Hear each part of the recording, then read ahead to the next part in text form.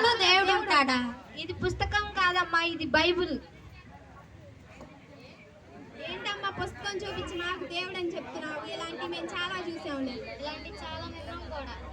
ఈయనకు మొర పెట్టుకుంటే మీలో ఉన్న ఆర్థిక సమస్యలు అన్నీ పోతాయమ్మా, అప్పుల బాధలు కూడా పోతాయమ్మా. అవునా? ఈ లాయన మంచాన్ని పట్టాడు, ఈ లాయన స్వస్థపడతాడా? రండమ్మా. సరే సరే తీసుకెళ్తాము, ఈ లాయన్ని స్వస్థపరచు.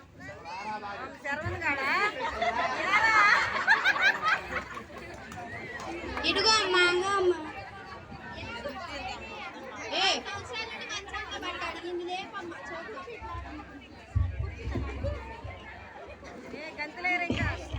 స్తోత్రం తండ్రి, నీ ఘనమైన నామానికి వేలైన వందనాలు తండ్రి. ఇద్దరు ముగ్గురు కూడి నా నామం స్తుతిస్తారు. అక్కడ నేనున్న గొప్ప తండ్రి నీకే వందనాలయ్యా. ఈ బిడ్డ 5 సంవత్సరాల నుంచి మంచానే ఉన్నాడు తండ్రి. ఏ స్నామంలో ఈ బిడ్డకి స్వస్థత కలుగుగాక. ఆమేన్.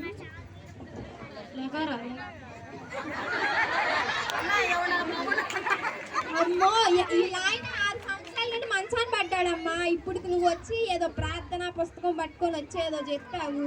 ఆ లాయనలో ఎరిసి స్వస్థపడ్డాడు. మీ దేవుడు నిజమైన దేవుడే అమ్మా.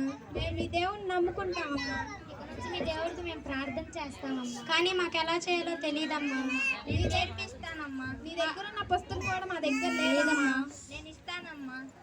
అమ్మ మమ్మల్ని క్షమించమ్మా. మనలో మనకి క్షమాపణలు ఉండవమ్మా. జై బోలో యేసుక్రీస్తు మహారాజ్ కి జై.